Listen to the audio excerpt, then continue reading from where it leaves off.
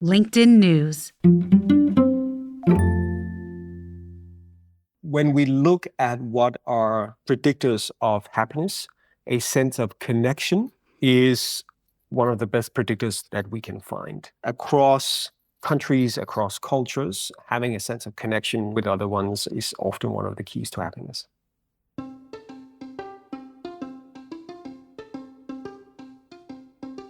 Hey everyone, from LinkedIn News, I'm Leah Smart, and this is Everyday Better, a self-improvement podcast where every week I sit down with some of the world's brightest minds and bravest hearts to learn how we can improve ourselves, our relationship to others, and the world around us.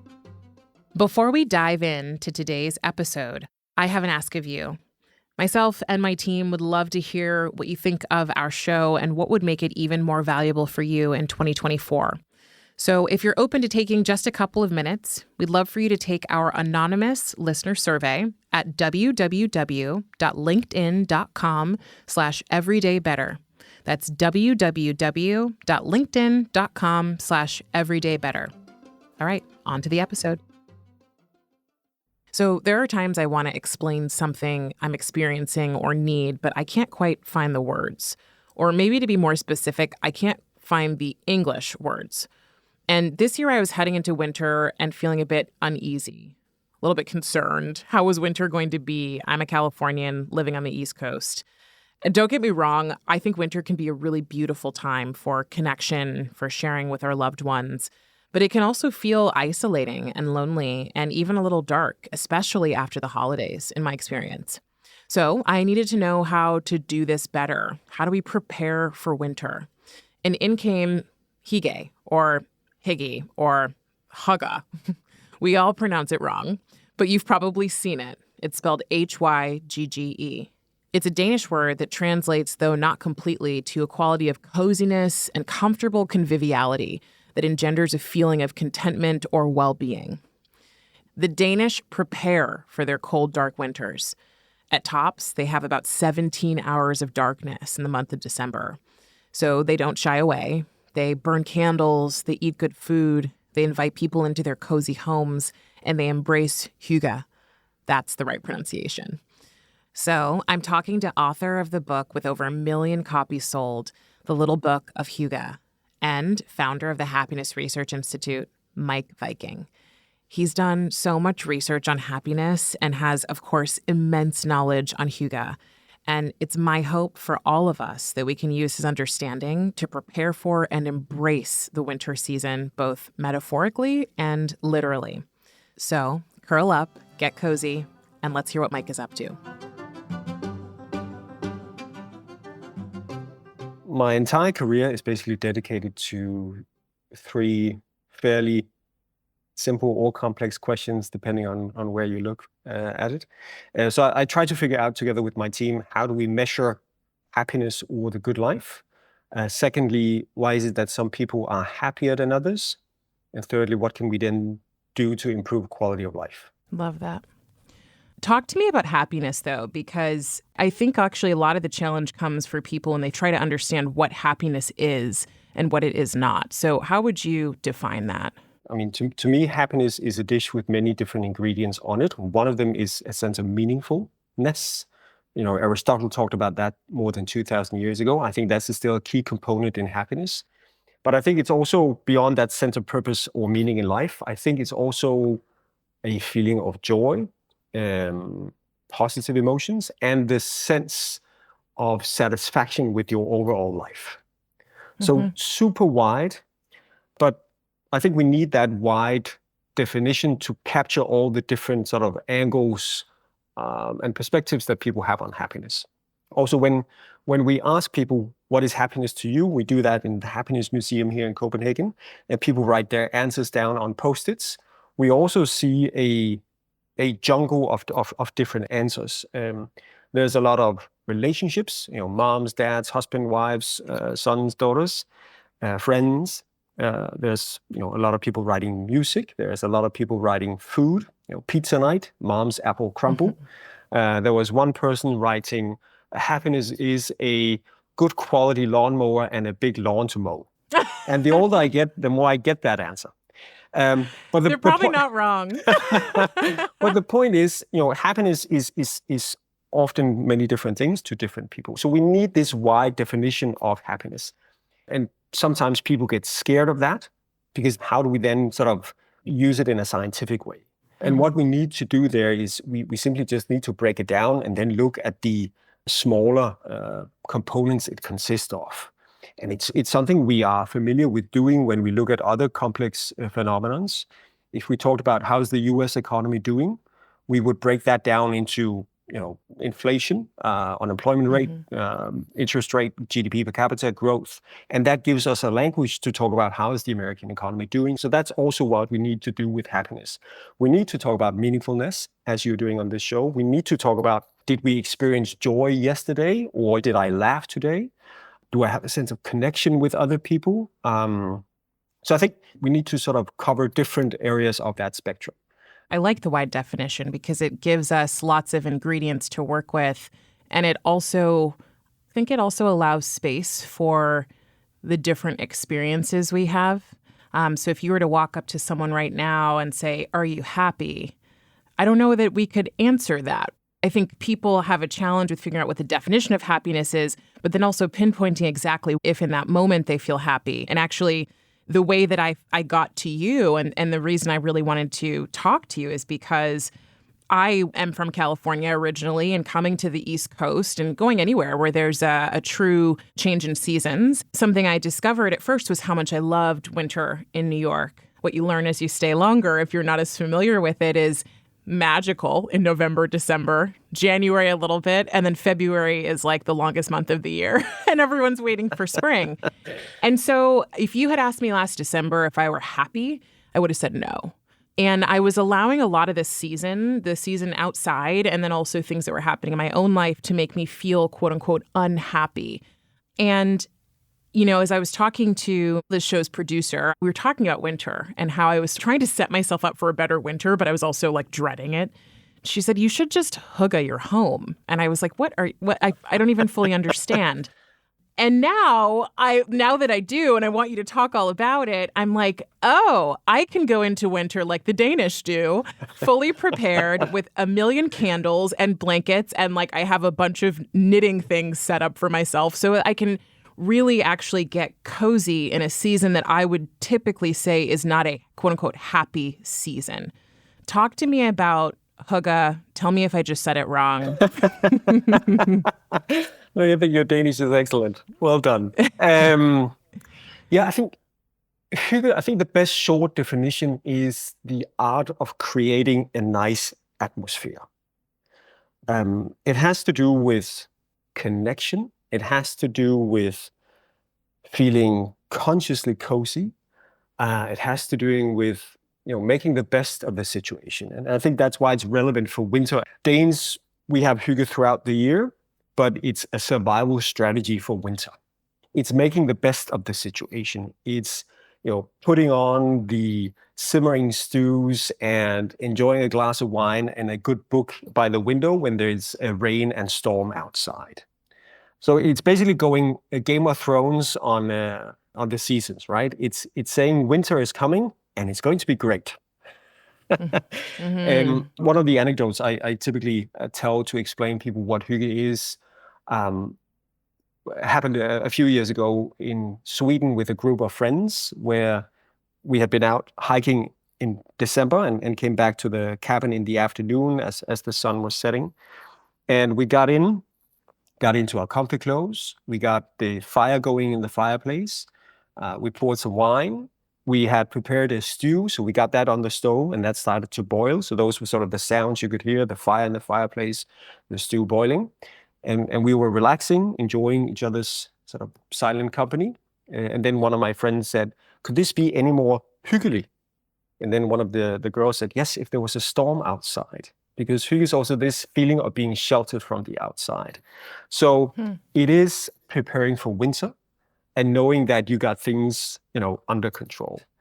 But just to sort of go back, I wanted to comment on what you said. If people had asked me right now, am I happy? I don't know, but it goes up and down. It goes up and down in your life, it goes up and down in my life, and it goes up and down in everybody's lives when it comes to happiness levels. And that's the interesting, I think, area to explore. Because if we just ask you now, are you happy? That's one data point, and that's interesting to hear. But even more interesting is if we ask that on a daily basis over the next 10 years, because then we get to understand, is Leah happier on Fridays than she is on Mondays? Is Leah happier when she goes to the park in New York than compared to the office? And researchers have done that, collected millions and millions of data points to understand under what circumstances do people thrive, under what circumstances do people feel happier. And we see a lot of things you would expect. People are typically happier on Fridays and Saturdays than they are on Mondays and Tuesdays. Shocker. Thank you, Big Data, for that nugget of wisdom. Yeah. People are happier in countryside when they're parked by the sea than they are in urban environments. So I think that's the key to good happiness research, that we follow large groups of people over time and ask the same questions again and again. Because then we bypass that we might have a different perspective on exactly what happiness is, because it's your perspective that I'm interested in, and I want to understand under what circumstances do you feel happier. You made me think about, this is so random, but I've been going to shows on Broadway in New York, which I can't believe it took a decade, but here we are. So I went to go see Into the Woods, and there's a line in this song, and the song's called Moments in the Woods. And the lyric goes, if life were made of moments, then you'd never know you had one. And so the idea is like, there is good and bad, but you only know, it's kind of like the saying, you only know the sunshine if you've seen the rain. And so as you're talking about happiness, I am wondering, people find they're happier, in the countryside, or maybe happier at the park, or whatever it is. Does that hold over time? Or is it that we have to have difficulty in order to understand and to really integrate and register that we're happy? It holds over time, or at least it holds over large groups of people. Some of the biggest studies have used 165,000 people in the UK to understand where are people more or less happy. Some things we are less sure of. For example, there's a lot of debate whether there is a U-shaped curve in terms of happiness and age. So a lot of studies have shown until recently that people, when they're young, report high levels of happiness, and when they're old, report high levels of happiness. But in their mid-40s, mid-40s is the low point. Actually, I'm 44, which is, statistically speaking, the global low point for happiness. So it's... And how are you doing? I'm at rock bottom, apparently. But the good news is it's getting better from tomorrow. But the question is, does that hold over time? Because maybe it's a generational thing. So we won't know until the young people that are young today are old, whether that sort of U-shape is something that we can see across generations.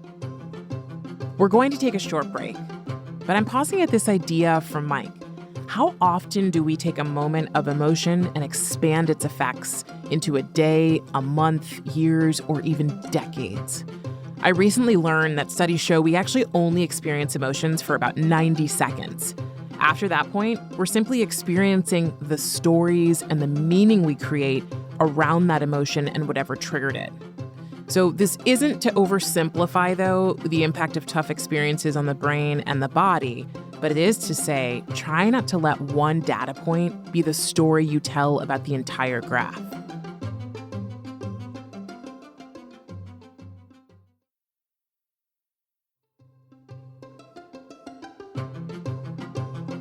And we're back with Mike Viking on Hygge, which has sort of become a sensation in the last few years.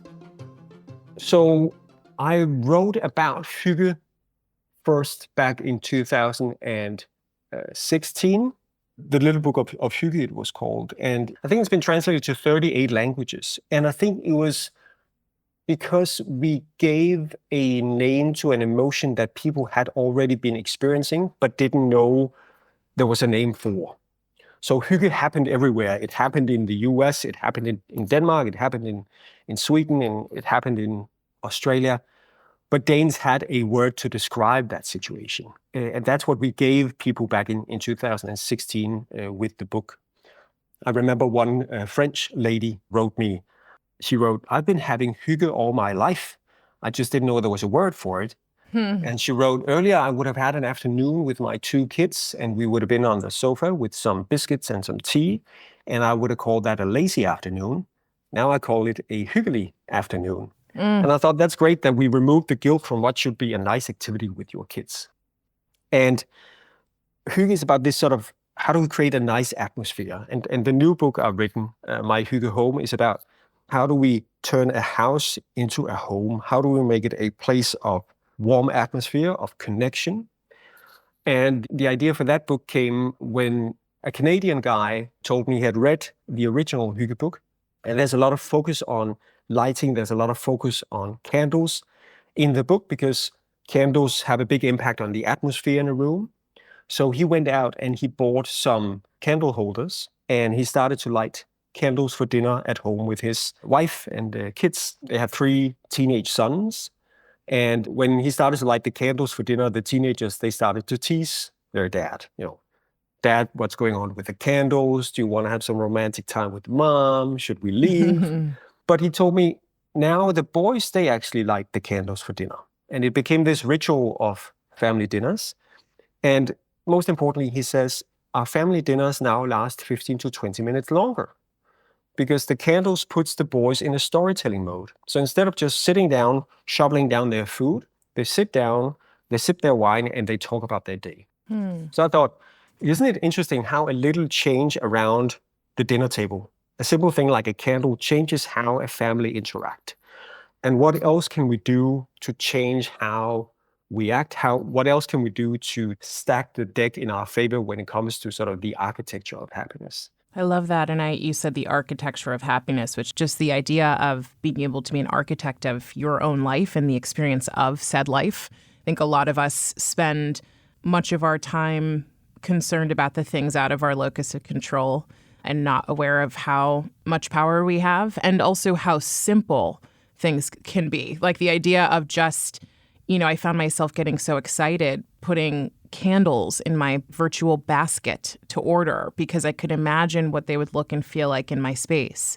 The idea that those children became storytellers and stayed at dinner longer, and so that extended and heightened connection is such a simple lever that we can pull, which I think many times, and especially today with technology, with everything that we have, we're looking for every possible lever. It's getting more and more complicated, but part of what I feel like you're saying is just that hygge is simplicity. It is simplicity. And I think it's also embracing that we can actually sometimes decouple wealth from well-being, that happiness doesn't have to come with a price tag. I also try to explain what hygge is about by saying that hygge is the good life on a low budget. So it's simple pleasures. It's, baking your own bread and enjoying the smell and taste of that. It's enjoying a good book by the window when there's a storm outside. It's understanding that often the good things in life are in fact free. But I think also if we can sort of zoom back a little bit, I think we need to understand that we need to look at happiness the same way we look at health. That there are some things that we have control over with our health and with our happiness. When it comes to health, I can choose to smoke or not. And I know what's best for my health. I can also choose what I spend my time on, which is going to impact my happiness in different ways. But there's also our surroundings. Where you live in the US is going to impact your health, your longevity, the quality of the healthcare in your city, in your state, the level of air pollution in your city, that's going to impact your health. And also your happiness is going to be impacted by where you live. Where you're born in the world, there's a reason why we often see the Nordic countries doing really well in happiness rankings, and where you live within that country. But also if you zoom in on your street, whether you consider your neighbor a good friend, whether you have dinner with your neighbors, whether you borrow tools from each other, that is actually impacted by the street design. You are far more likely to be good friends with your neighbor if you live in a cul-de-sac. So the way you design your cities, the way you design your streets, the way you design your home is also going to impact your behavior and what you do and your happiness levels. And I think the candles around the dinner table is a great example of that. You're reminding me of a time 5 years ago or so. I was living in San Francisco. I stayed just for a year, and I used to call it the worst year of my life, like the most miserable year. I was living in an apartment. I had 4 roommates. I didn't like San Francisco. I didn't love where I lived. I didn't have a whole bunch of friends in the area. My family wasn't too far away. But I had these really high expectations when I moved there for what it would be like. And then I got there and it was like almost every expectation fell through the floor. The job I was in, I didn't love. I mean, I had like financial trouble. There was so much stuff. And so I definitely became depressed. And at the same time, I kind of made up, if I'm really honest with myself, I made up that there was nothing I could change about my situation. And it was actually that deep low that brought me to where I am now, which is a very different place. But it took a while. And so as you're describing this, I'm thinking about how many people, number one, may feel like right now, whatever situation they're in, they can't change. For me, it was like I couldn't get out of the apartment that I was in. I had to stay in that lease, or it would have cost me a lot of money. I couldn't leave San Francisco at the time. I couldn't. That's like kind of what was rolling around in my mind. But as we're talking, and of course I know this now, but I'm like, I could have. Like there were so many things I could have done that I chose not to do. But in the moment, it didn't feel like a choice. And in the moment, I was super unhappy. That makes a lot of sense. Also, if you had this expectation of San Francisco and your life there being all perfect, and not that people shouldn't have hopes and high hopes for the future, but expectations matter. And one of my favorite studies actually looks at how people who support different football teams, how they react when their teams wins or loses, and can see, when Leah's favorite football team won, she was happier for about 4 hours. But when they lost, she was much less happy than compared to being happy when they won. So we can see people hate losing more than they like winning. There's a loss aversion. But we could also go back in time and say, did Leah expect her favorite football team to win or lose based on the book making odds at the time? And you can see if people expected their team to win and they then lost, then the loss was even worse for their happiness. So expectations matter. And that's one of the, I think, challenges we have as a species. And another challenge in that same sort of field is what we in happiness research call the hedonic treadmill, meaning that we're really good at raising the bar for what we feel we need in order to be happy. And we're really good at setting goals. And sometimes we reach that goal and we accomplish things and we get that new title or that apartment in San Francisco or job in San Francisco. And then we might be happy with that for a while. But then, we find another goal. So unfortunate to be a happiness researcher that bursts people's bubbles, but there's no one thing in life that we can accomplish that is going to make us permanently happy. And isn't that a good thing? I think the awareness of it is a good thing. Yeah. Because it forces us to embrace that old cliche of enjoying the journey and not the destination. Because there's no one title, there's no one private jet or whatever people dream of that is going to make people permanently happy. And I think, acknowledging that the hedonic treadmill exists and embracing that we really need to enjoy the journey is really important. So let me ask you this, like when things aren't good, quote unquote, in life, when circumstances, our external environment isn't quote unquote good or isn't what we expected, should we expect that we should be able to cultivate happiness within ourselves anyway? Should we cultivate Hygge and like coziness and get cozy with that? Like what's the real expectation we should have so that we're approaching difficulties or moments of unhappiness in a prepared and like aware way of where we should be getting to emotionally? I think we should do what you did in San Francisco. I think we should be aware of our emotions. You said you felt unhappy in San Francisco. That's the first step to doing something about it. And then you beat yourself up over the fact that you didn't do something right away, but eventually you acknowledge the issue and change your circumstances. So I don't think we should gloss over when we are unhappy. I think that's an important emotion to have as well. And hopefully we can then find ways out of that. And that's sort of the sort of bigger unhappiness. But there's also sort of the bad days or the events that can perhaps make us grumpy, like missing a flight or being stuck in traffic. what I try to do there is I ask myself 6 months from now, is this going to matter? Is this going to impact my quality of life? And most often it's not. And that sort of helps me sort of get over myself in those situations.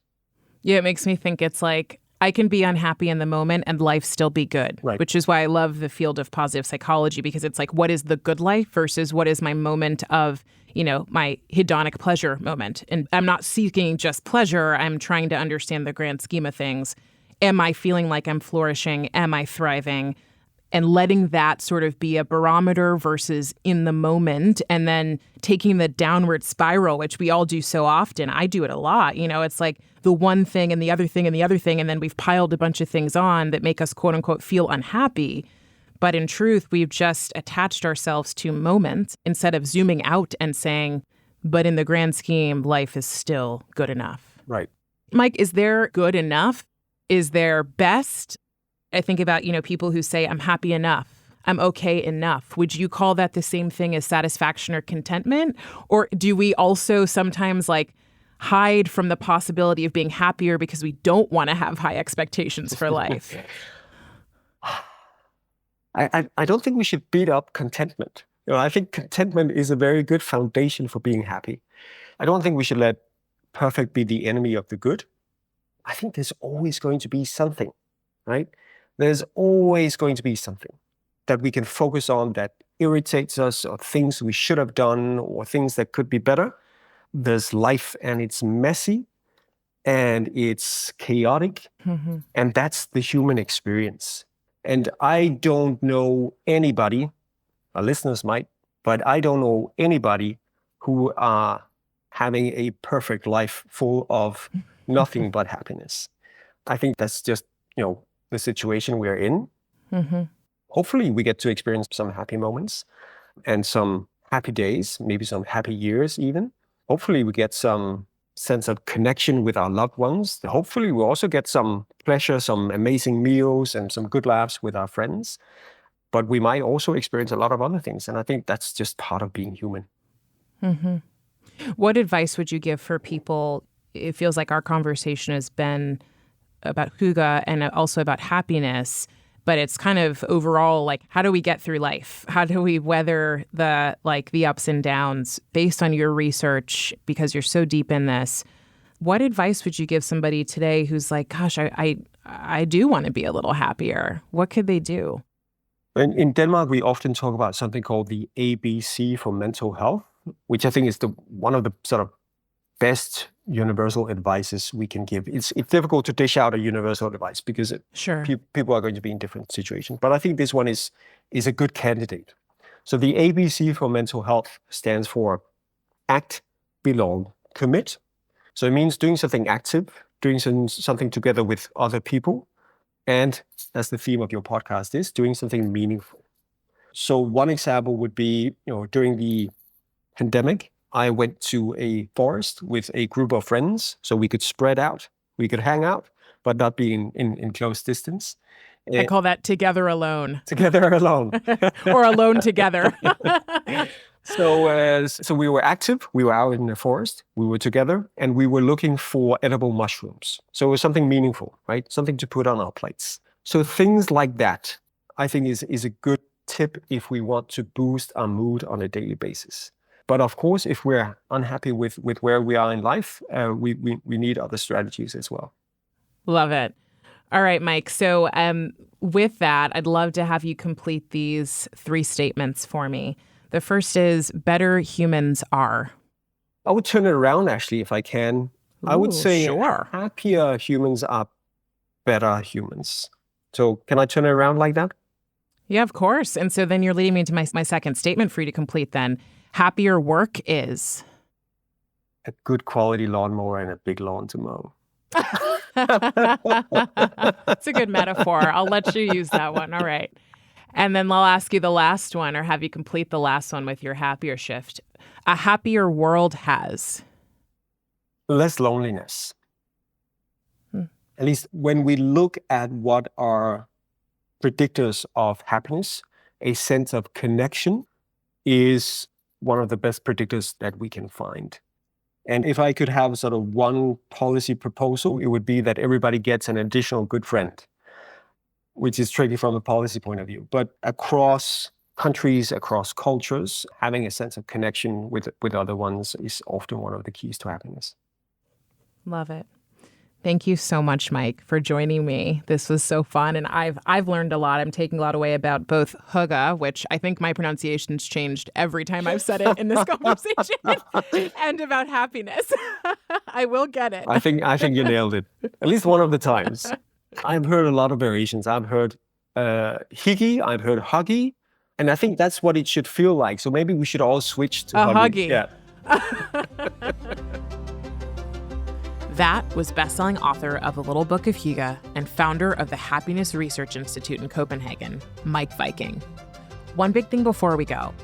This show is all about the ways in which we live better, and it's in service of being better to ourselves, better to our friends, better partners, better colleagues.